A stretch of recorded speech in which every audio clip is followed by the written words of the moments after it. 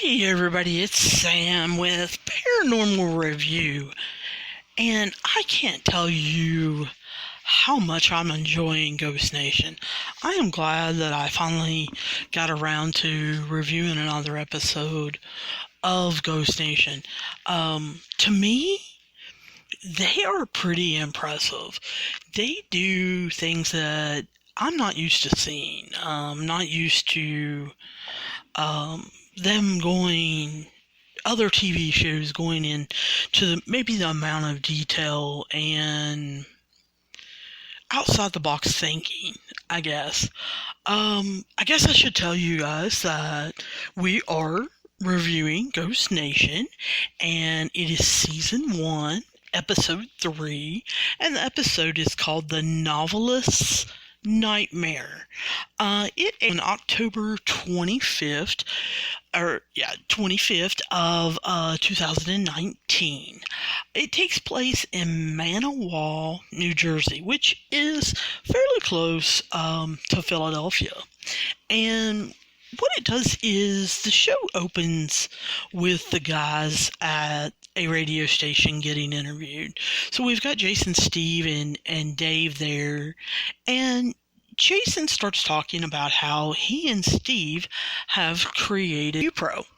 And we talked about that some. If you go back to our very, very, very first episode on Paranormal Review, we do the history of TAPS and of Ghost Hunters and Ghost Nation. And you find out that Jason and Grant Wilson created almost like an association or organization called TAPS, and it became extremely popular. Well, Steve and Jason have created UPRO, which is the United Paranormal Research Organization. And Steve explains how they are creating a network across the nation that uses their protocols and kind of make sure that everyone is doing research the correct way. And if they hit a snag or hit something, then they can always send it up the line or send it up the chain and get additional help from other people, including, Ghost Nation themselves. And what they were doing at this radio station was they were actually being interviewed for a podcast called Paradelphia. I have found it on my podcatcher, and I'm gonna have to check this out. But they were being interviewed by Doug Holgett Jr. He was a local paranormal investigator that's in the area. And then Rick Prewitt,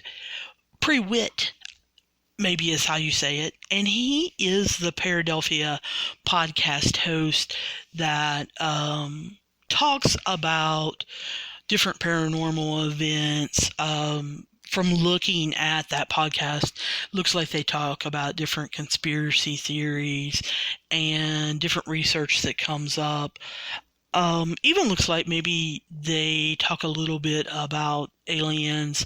I saw where one episode on the podcast, they talked about the Mandela effect and things like that. So after they get done with the podcast, Doug starts talking to them about a case that he has. And he states that, once he is trying to help a family that, he makes them a promise that he's not going to leave them in a situation that they're uncomfortable with. And he says that he has been to see the family twice and that they continue to experience things. The dad is a horror writer, a novelist, if you want to say, and that he believes that his writing in the house may be causing some manifestations or some entities, and that their 10-year-old daughter seems to be getting the most of it, that she seems to really it seems to be concentrated on her. And he said that what really makes him nervous is that a closet door was forcefully ripped off of its hinges. So Jason immediately says, well, this could possibly be a poltergeist. And he explains that a poltergeist is a German word meaning noisy spirit, and that sometimes they get enough energy where they could throw things around the room or move things, and that in the past, many have thought that they were demons, and really that's not what they are. Today, most in the paranormal community believe that it is a manifestation that is caused by an individual. And usually that individual is under some kind of stress. They say it is usually adolescents that go through it, or teenagers that are experiencing some kind of inner conflict or anything like that. Doug then says that the daughter is seeing an apparition of a little girl all around the property, but especially inside the house and mostly in her old bedroom. Doug said that the last time he was there, he actually captured an EVP and he plays it for the guys, and it says, "It's me." That was in her bedroom. So Ghost Nation decides as a team that they'll go over to the family's home and meet them with Doug. Jason says as they are getting out of the vehicle that poltergeists are rare. So if the family is experiencing some kind of spirit or entity and poltergeist activity that maybe is getting intensified due to the father's writing, then they need to watch out, and that it could get very interesting. So then they actually knock on the door and they get to meet the Cerrito family.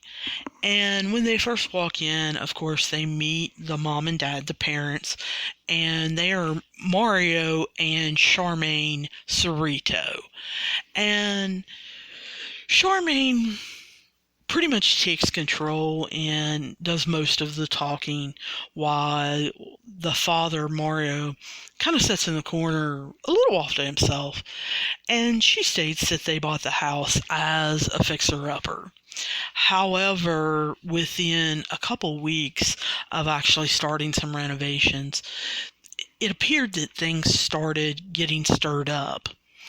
And the dad then starts talking about how he kind of feels like when he writes his dark horror that the house feeds off of his dark energy that he is creating. Now, Summer, who is their daughter, and like I said is 10 years old, has told them numerous times that she sees a little girl and that she interacts with her. She said that one time Summer was in the bathroom. Summer screamed her mom's name. So Charmaine went up to the bathroom, and Summer told her mother that she had had a vision, and it was of a dark-haired little girl, and that she was crying, but that the tears that were running down her face were black. And the mom said, it appeared that she just became more frightened, and that she started seeing like a dark mist or a dark cloud hover over her in her bedroom.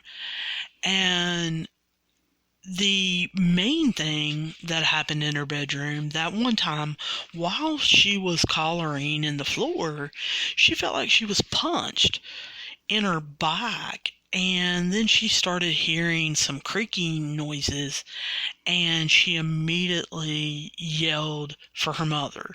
Charmaine said that she hurried up and was running in the room, and that the closet door Summer said it had started to fall on her, and her mom ran in and caught the door. Summer believes that there's someone trying to harm her. And Charmaine says that Summer has also seen a man in the backyard by a tree. Now, I guess as I'm sitting here listening to this, and I've made no secret, as you guys have listened to different episodes of different TV shows, that I'm kind of skeptical by nature. This isn't really coming together for me. This family doesn't really go into extreme detail. I feel like Jason and Dave and Steve were kind of allowing them to talk and tell them what they wanted to know. I did want them to follow up and ask questions, such as, since Di believes that that's his writing that is causing it, that, was he writing at the time that this closet door almost fell on his daughter? And if he truly believes that it is his writing causing it, then why is he continuing to write? Why is he continuing to do this to his family? Why doesn't he go somewhere else to do it, or do it when they're not in the home where they may get hurt or experience things? And so I don't know that I understand. I also, just to be honest with you, from watching Charmaine kind of tell us the different stories, I don't believe her. I don't get a feeling that she's emotional or that she's upset about this. They haven't said how long they've lived in this house, but I'm almost already thinking, your child's 10 years old. If this started 3 years ago, your child would have been 7. Well, it probably wasn't a poltergeist. From listening to Grant Wilson talk about them, listening to now Jason talk about them, 7-year-olds don't usually manifest that. So if they've lived there 10 years and they've experienced things for 10 years, she would have been a baby. She wouldn't have been manifesting that. And it doesn't appear that Charmaine was stressed or out of control or frustrated or anything like that she could be creating it. And I told you that Dad's extremely laid back and easygoing and doesn't talk a lot and shy. And so they're just not portraying a family that even remotely could be a poltergeist family. As far as spirits and entities, I don't know. They're not really mentioning that. They talk about her seeing a man in the backyard, which I guess could be a spirit or an entity, but it just, I don't know. Something doesn't appear right to me. And so then they start talking about the living room and how Charmaine has seen shadow people go up and down the stairs, and that Mario has experienced things down in the basement, like different toys going off at different times, and how he ran out of there because it frightened him. Charmaine said that they really needed to call someone to put an end to all of this. So I'm kind of assuming that's when Doug kind of come into play. So since he's been out there twice, and usually if something's done, you wait a little while to see if it calms down or anything. So this all hasn't happened in 2 weeks. This has been ongoing, and like I said, they don't seem extremely upset about it. the most upset that Charlemagne got was when she very next said that Summer won't sleep in her bedroom now, and so that they had to switch, and her old bedroom is now an office, and they had to put her in a different room. So Jason, just puts out the theory that Summer could be manifesting this herself. Well, neither one of them didn't act surprised. Their eyes didn't widen. I even rewound it and replayed it. They just didn't express any kind of shock. Oh no, my child's not doing this, or nervousness, or scaredness, or being frightened, or anything. So it's not ringing true to me. So Jason then asks about, recent activity. So Mario said that Mario Jr., his son, will point to the basement, say there are monsters down there. And when he first said that, I thought, oh, because they have a 10-year-old, I was thinking, well, he's probably 8 or something. And he said, yeah, he says monster, monster, and that he has filmed him doing this. So they show the film. Well, Mario Jr. appears to be, I don't know, 1.5, 2 years old, maybe 2.5. He's standing on his own. He doesn't speak very well in the film, and he says monster. And well, let me back up. Mario Sr. says, "What do you see down there?" And Mario Jr. turns to him and says, "A monster. There's a monster there. Look, there's a monster." And I'm thinking if he has heard his parents talk about it, or anything like that, or watched, Sesame Street or any kind of kid show, that they do that. And they're not seeing anything, or they're not telling you that there's really a monster. Or sometimes they do hear things in their rooms or downstairs, the floor creaking, the house settling, and tell you that it's a monster. So Mario Sr. says that he never sees them when his son tells him that there's a monster and that he sees him. Well, that's because I don't think there's one there. So Jason then asks, well, what do you think the hottest spots are? And Charmaine says that she believes her daughter's old room, which is now an office, and then the backyard tree, which I found, I guess, a little shocking.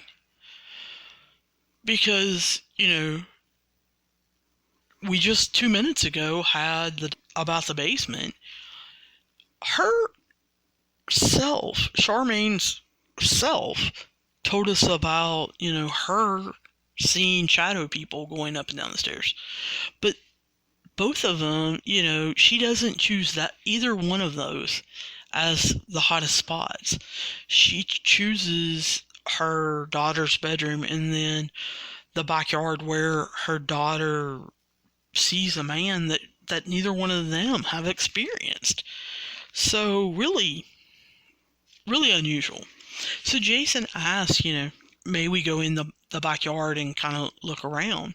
Dave says he's going to go set up the command center, and so it leaves Jason and Steve to go out. And as they walk out there, Jason asks, can I talk to Summer about the tree and any feelings that she may have around the tree or anything like that? And they, of course, say yes. So Summer comes over and says that a lot of times that she sees a man over by it, and that sometimes he flies towards her, that he's always pale white, and that he always disappears, kind of fades away. Jason states in a voiceover that while talking to Summer that she appeared to be a normal girl. However, that's usually the way it starts. And he says usually it's the conflict of an inner youth that's causing the manifestation, that there's something going on inside of them that they're thinking about or stressing over that causes it, and that it may not come out, the first time he talks and tries to make a connection with Summer. It's then decided that Charmaine will take both children, Mario Jr. and Summer, and that they'll go ahead and leave. But they have asked Mario kind of to stick around and later join them for an experiment, that they're not going to keep him all night or anything like that. But the team goes about setting up cameras, and they want to set up cameras in every room that has activity. Doug decides to stay and help them, so we've got Tango, Steven, Jason, and then Doug setting up different kinds of cameras throughout the different rooms and making sure that they get good pictures at the command center. It is then decided that Jason is going to start off by himself, walking the backyard. He's going to take a full spectrum camera that can see things that he may not be able to see, and that Steve and Tango are going to head into the basement playroom. They're actually going to take an infrared camera with them as they go down to the basement, and they're going to leave Doug at command center to watch the cameras as they go out and ask some questions, kind of investigate. So we see Steve talking out loud as Dave pans the room with the infrared camera, and talking about, do you want to play with the toys, that he is willing to play with someone, if they're willing to play with the toys. And Jason, in the meantime, is in the backyard talking about how he has a device that will allow him to see anybody if they choose to come out. That it, like I said, that it's full spectrum, and that it can see different spectrums that we can't always see ourselves.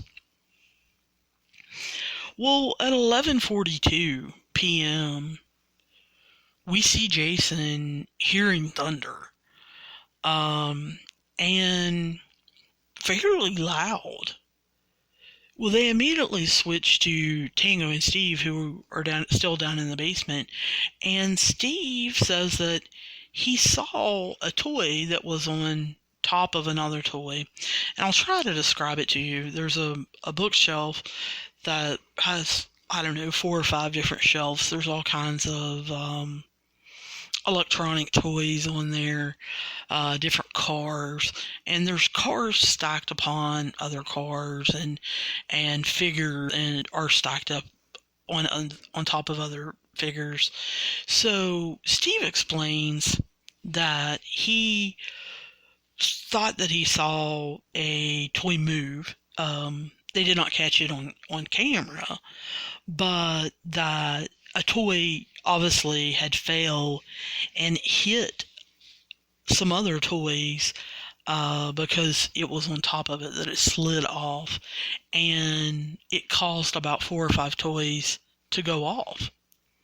Well, that makes sense because, like I said, Jason had just heard thunder, and obviously lightning had hit somewhere, and that may have caused a vibration, which could have allowed, one of the toys to move, and the movement knocked it off the top of another toy, which caused it to hit another toy, which caused it to hit another toy, and, all 3, 4 cars in the same area went off. Steve wonders if this could have happened to Mario, and it would have spooked him, because it wasn't like a whole shelf of cars went off, or an area vertical went off. It was literally just 4 or 5 what appeared to be cars that were kind of small in nature, and they had hit each other. He says that, obviously that's one explanation, but he kind of wants to continue keeping an eye on the room and maybe come down later and get after things. But at 12:32, we see them back at command center, and they're talking about how now it is raining extremely hard and that they have gotten some tornado warnings. Steve offers up then that, this could charge up the atmosphere and really give energy out. That, Mother Nature could be creating an energy force that an entity or spirit or poltergeist or whatever could really use to their advantage. So it's at this time that they decide to send Mario in, and also Doug, because they have experienced situations. They decide to send them into Summer's old bedroom, which Mario is now using as an office, to read some of his writings, his dark writings that he keeps talking about. And they tell him that since he believes that his writings make things get more intense inside the house, that with the weather conditions that this may intensify things. And the old bedroom is also where Doug himself caught the EVP. So they want them to go together and kind of see what happens. Mario decides to sit down near his desk and read his movie screenplay. He makes sure to say that. And he is reading about a box that becomes bloody. And Doug says that he hears something. And Mario agrees that he also heard it. So Doug kind of goes over to the door and then ends up walking out, trying to verify and figure out what could possibly be causing that noise. He can't find it. When they go down to talk to the guys, Doug admits that he felt like he was chasing something that really didn't want to be caught or seen or anything, and that he never heard, anything else. So they decide that they don't need Mario any longer, and that he will be leaving for the rest of their investigation to stay with Charmaine and the kids, and that Doug is going to continue the investigation with them, but that they're calling it a night. So we come back and join them at day 2. And this is when they decide that they're going to go to a local historical center and kind of check things out, because they really didn't get any evidence the night before.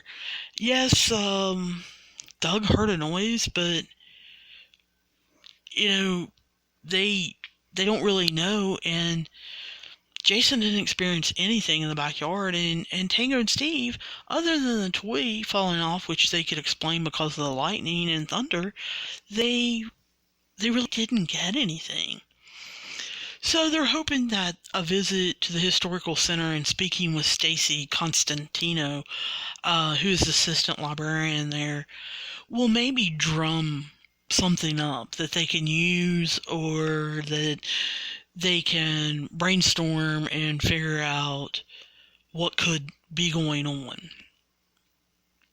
So as they sit down at the table and they talk to Stacy, she says that there have been numerous families throughout the years that have lived in that area, and yes, that there have been children that have died there, because Jason, that's one of the first questions he asks, is have any children that she could find died at or near the property. And she said that one family by the last name of Wood kind of caught her attention, that they had a young child named Gerard die of diphtheria there, and that he was sick for 9 days, according to his death certificate in 1882, and that he may fit their profile. And then another family by the last name of Jones had some land and a house that bordered along the property that they were talking about, and that Isaac Jones moved his wife and his three daughters in there around 1911. And two out of the three daughters actually died after they moved to that property. One of the daughters was 2 weeks old when she died, but the other daughter, whose name was Margaret Jones, she died at 6 years old. And Jason kind of latched on to those two particular children, possibly being maybe the spirit that Summer was interacting with or seeing, sensing. But he also talked about how a father would feel losing his son, like the Wood gentleman did, and that may be possibly the spirit that Summer is seeing in the backyard, kind of wandering around looking for his son or missing his son or something like that. They decide to meet back later that evening and continue night two's investigation. So the next timestamp we get is at 8:45, and they're at Command Center. Steve kind of throws out the idea that maybe they should stay in a central area, that it is a small house, and if they do call and respond, that they may be able to hear something, that if they call out and ask some questions and they can get a spirit or entity or poltergeist to respond to them, that they'll definitely be able to hear it in the living room, which is, kind of near the stairs where Charmaine saw the shadow people, and that they could hear both upstairs and downstairs. So they decide to do some real-time listening. Steve actually has headphones on, and Dave starts off talking, introducing, all of them, but also talking about both children. The Wood child that died of diphtheria, and he talks about, are you the one that was sick for 9 days? He also brings up Margaret Jones and talks about, are you the little girl that Summer's been playing with? Do you like to play with her? They then hear almost a banging type noise. And Jason goes upstairs with the full spectrum camera, pans it around, and doesn't find anything. Dave and Steve, while he was up there, didn't hear any other noises or really get anything. And Jason's not really, feeling anything. So they decide to kind of regroup to talk in Command Center. It's now 11:45, so they've been there about 3 hours, and they aren't getting any kind of responses. They're not getting any evidence. They're not hearing anything. So Jason goes back to thinking about the backyard and says that, maybe someone was buried in the backyard. Maybe they need to contact somebody and explore that possibility that someone was buried back there, and that they probably should just try again tomorrow because they're not picking up anything. So the team calls and gets a search and rescue team to come out with cadaver dogs to look around. And the gentleman that is there with the dogs, he brought numerous dogs with him, said that, you have to go and stick rebar in the ground every 2 to 3 feet and kind of let air out for the dogs to be able to smell. He explains to them that, we as humans may have 5 million different sensors in our nose, whereas a dog may have over 200,000 or 200 million, sensors kind of like in his nose, and that's why they can smell better than we do. So, we see them doing that, and I think that the team was a little shocked when they were only bringing one dog around at a time, and Steve, made the comment, hey, we should probably not be back here while you guys are doing this. But they wanted to know why they weren't bringing all the dogs back. And the gentleman explained, because you want to send each dog by itself and compare. Are the different dogs hitting on the same spot? And if they are hitting in the same general area, then you probably do have a body that is decomposing in the ground and everything, that they don't want to take basically one dog's word for it. They want to have several different ones hitting the same place.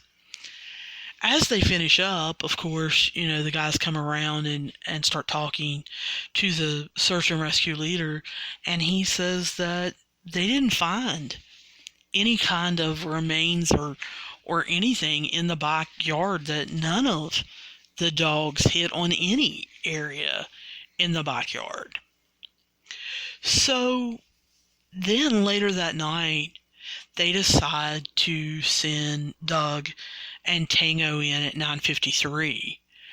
And Doug is kind of stationed downstairs at the bottom of the basement, and Tango is upstairs. He is stationed at the top of the stairs, and so that he can hear anything going on.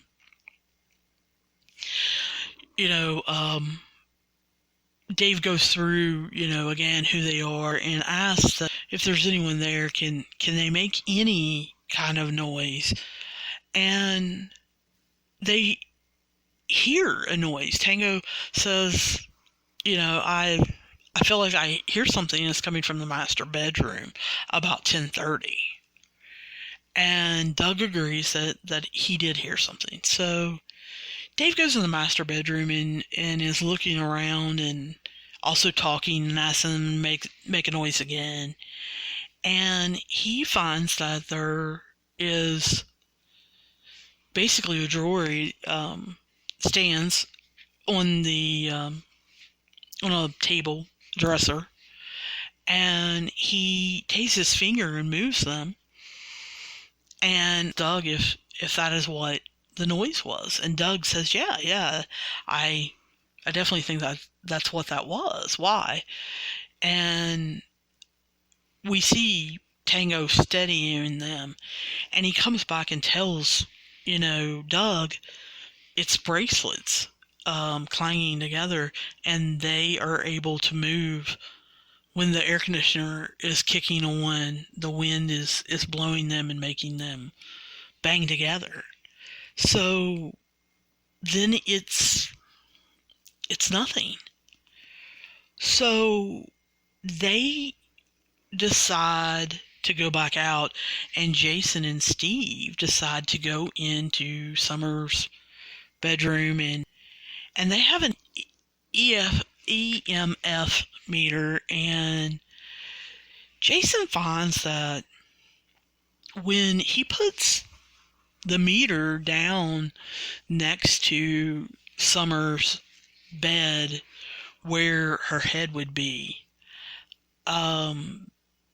he's getting between a 50 and a 60 rating. And immediately, Steve is really reacting. Jason, puts it more towards the wall. It's going up. Jason and Steve both then are starting to react. Steve's like, you can experience serious effects from that, especially if it's long term. You can have headaches and be nauseous and have hallucinations, and that needs to be fixed immediately. And Jason totally agrees and says, let's go into our old bedroom and see kind of what's going on. So they go over to her old bedroom, and as soon as they walk in, they're in the middle of the room, and they're getting a reading of 10. And then, as he steps away from the middle of the room, it's going up to 20 and 25. And he finds out more towards the outlets that it's raising. They also go in Mario Jr. around his, crib and bed, and they find it's off the charts in there also. And so Jason, to me, being the nice guy that he is, says, EMF ratings that high can give off magnetic energy, that if there was a spirit or entity there, that they could use that and become more powerful or get intensified. So they feel like they've came to, kind of a conclusion, and they're ready to share it with the family. So we see them the next day sit down and present the different conclusions that they have and what they've ruled out and what they haven't ruled out. And they talk about how they didn't find any evidence of an entity or spirit or poltergeist, that, they didn't get any EVPs or anything. They then talked to them about how they did some historical research and what they found, and talked to them about the 2 children that had died, and how they thought then that maybe someone had died on the property and was buried in the yard, and that seemed to perk them up. They appeared to be interested, and Jason said, so, we called in cadaver dogs, and they went all around and didn't find anything. And you can see Mario's body language almost change as he is hearing that they're not suspecting anything or anything. And Jason starts talking about how he really doesn't think that Mario writing or reading his material is causing any kind of energy or causing it to intensify or anything like that.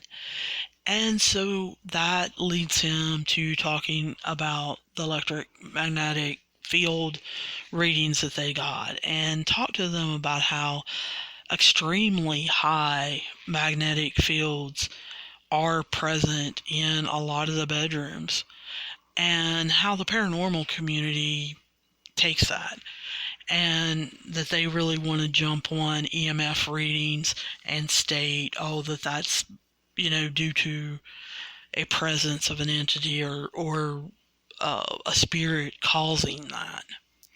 But he talks about also the scientific community and how they have came to the conclusion that they're usually generated by something man-made, and that they cause, after, being around them for a period of time, especially long periods of time, how it can cause paranoia and depression and fatigue and hallucinations, and that he really thinks that is an issue. So what he did was he told them, they brought in electricians who found the problem and took care of it, and that the EMF fields have significantly been lowered in the house. And then Jason explains that if they do have an entity that they were experiencing, and that entity and spirit were using the high EMF to generate their power, that the electrician has now taken that away, which means their power should dissipate and they shouldn't have any more issues. And I couldn't tell whether that seemed to relieve the family or not.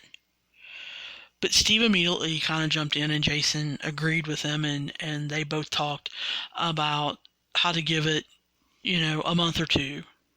And if they weren't experiencing a difference, if, Summer was still having issues with whatever was in the home, that they needed to call them, that they needed to come back out. And I think what has been amazing about watching and hearing and watching them go through the process is you don't see very many paranormal TV shows actually doing that. Listening to a family and really not asking a lot of questions, kind of letting them guide the conversation, and then at the end asking for additional information to fill in gaps and holes. So many paranormal TV investigators interrupt and want specific details after every little sentence. But they slowly took different areas and tried to rule them out. They first mentioned Summer's bedroom. So, of course, they wanted to go up there, check it out. And, they weren't hearing anything. They weren't seeing anything. Cameras weren't picking up anything. Recorders weren't picking up anything. They set up a camera to run all night. It wasn't picking up anything. Then they started checking out EMF, and they found it was sky high. They went to the backyard with a full spectrum camera. Jason didn't hear anything, didn't see anything, didn't experience anything. Then, with historical research, maybe someone could be buried back there. They didn't just jump on that conclusion and run with it, or just assume. No, they went and used scientific procedures and went and got cadaver dogs. They didn't find anything. They've used ground penetrating radar before, not found anything. Sometimes you don't see other teams actually going that extra step in order to debunk. Dave heard a noise. Doug heard that same noise, and they didn't immediately, Tango, when he went in the master bedroom where he heard the noise, could immediately felt a cold spot. He didn't immediately jump to that conclusion. He looked around to see what possibly could have made the noise that he heard. And by testing out different things and finding out that it was the bracelet, and then finding out about the air conditioning. That's what I mean. He didn't immediately say, "Oh, it's cold in here. I feel something." He wanted to find out what he heard. And so that's what I'm saying. A lot of times, instead of putting different things together to see if they can get a picture of a puzzle, it's almost like other TV show, paranormal teams, grab a piece of the puzzle, look at it, and because it's blue, say it's the sky. Whereas Ghost Nation is trying to take numerous puzzle pieces, history, what they find on camera, what they find on EMF, what they find on their voice recorders, what they find when they leave cameras running all night, what the families, and they try to piece these together. And a lot of times, instead of that puzzle piece that's blue being the sky like the family wants it to be, they find out that it's blue like the creek, or it's blue like, the ocean, or it's something completely different than what they were led to believe. Ghost Nation is willing to go down a path with you, but they're not willing to let you lead them. They're willing to go down the path as far as evidence and puzzle pieces that fit together will take them. And if they don't gather any of that, then they don't see any reason to walk down that path with you and just automatically believe exactly what you're saying. And I think that is so refreshing to me. I told you before, I didn't get into Ghost Hunters when they were originally on. I've made it up now. I think I've watched all of season 1, all of season 2, and most of season 3. I'm getting ready to start season 4. And I can see why people were so infatuated, with it being a brand new show and it going about it more scientifically.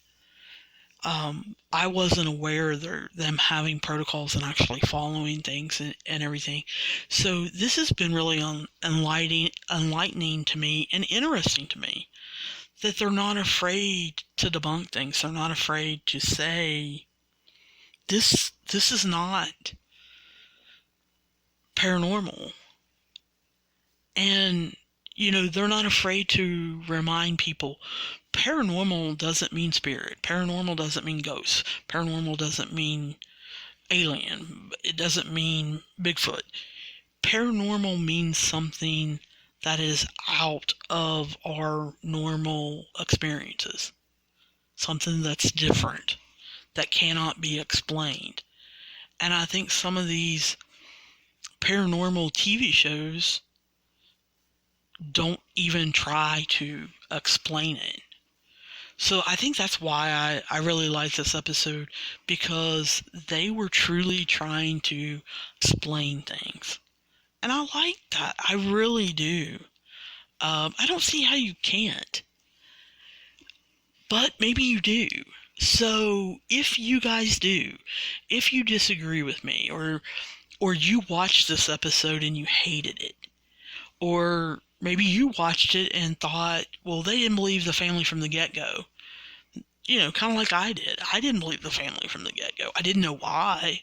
They gave me a vibe, and I kind of ran with it. But maybe you feel that they did that too. I want you guys to write me. I want you guys to talk to me. If you guys have any questions, comments, problems, or protests, I want you guys to feel free to write me at Paranormal Review Pod. Now that's singular. Paranormal Review Pod at gmail.com. Or you guys look me up on Twitter or Facebook. It's under Paranormal Review. And kind of talk to me about this. On Twitter, I try to retweet a lot of the paranormal TV investigators, things, events, happenings. There's not much going on right now with the pandemic, but when they do have events or lectures or whatever, I try to make you guys aware of it. Now, the Facebook page is a lot better. I'm just going to be real honest with you. People are still trying to do a lot of things. They're trying to do a lot of lectures and talks and everything that you guys can watch. They're up on the Facebook page. Feel free to just continue to scroll down and see those. I really appreciate you guys taking the time to listen. Don't forget to subscribe to this podcast in your podcatcher that you're using, whether it's Apple Podcasts, Google Podcasts, Spotify, Stitcher, Pocket Cast, whatever you're using. But the next thing to do is please go over to Podchaser. Podchaser is asking everybody to review any episodes of any podcast that they're listening to. Give them a rating, give them a review. I know you can do that in Apple Podcasts, but they are asking you to do it in Podchaser, because every review that anybody does on any episode of any podcast, then they're donating money to the coronavirus charities that are around the nation, and they're giving money away. So I'm not asking you just to review my podcast. I'm saying any podcast that you listen to, any episode, go over and rate and review that so that Podchaser can make a donation to the coronavirus charity. And like I said, I want to thank you guys for taking the time to listen to me about this episode. And if you disagree, like I said, please get in contact with me. I look forward to hearing from you soon, and also bringing you another episode soon. Talk to you later.